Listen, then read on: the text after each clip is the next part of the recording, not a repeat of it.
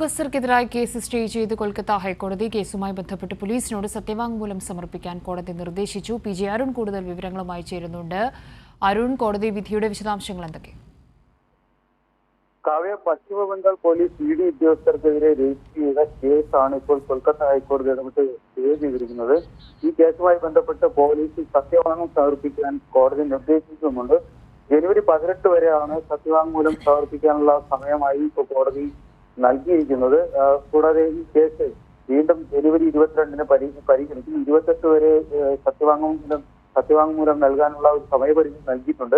കാരണം ഈ കേസ് പരിഗണിച്ചപ്പോൾ രൂക്ഷമായ ഒരു വിമർശനം ബംഗാൾ സർക്കാരിനെതിരെ പരോക്ഷമായാണെങ്കിലും കോടതി ഒരു നടപടിയിലൂടെ ഉയർത്തിയിരിക്കുകയാണ്. കാരണം കേസ് 22-ന് വീണ്ടും പരിഗണിക്കുമ്പോൾ ഇതുമായി ബന്ധപ്പെട്ട് എന്ത് നടപടികളാണ് സ്വീകരിച്ചതെന്നുള്ള കാര്യവും അറിയിക്കാൻ സർക്കാരിന് നിർദ്ദേശം നൽകിയിട്ടുണ്ട്.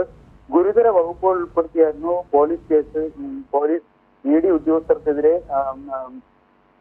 നടപടികളുമായി മുന്നോട്ട് പോയിരുന്നത്. കാരണം പശ്ചിമ ബംഗാളിലെ പല പ്രദേശങ്ങളിൽ തുടരുന്ന ഇ.ഡിയുടെ പരിശോധന ഇത് വലിയ രീതിയിൽ തൃണമൂൽ കോൺഗ്രസിന്റെ സർക്കാരിന് വലിയ രീതിയിലുള്ള ഒരു തലവേദന സൃഷ്ടിച്ചതിന്റെ ഭാഗമായിട്ടാണ് ഇങ്ങനെ ഒരു ഹർജി പരിഗണന വന്നത്. എന്തായാലും ഇതുമായി ബന്ധപ്പെട്ട് ഹർജി ഫയൽ സ്വീകരിച്ച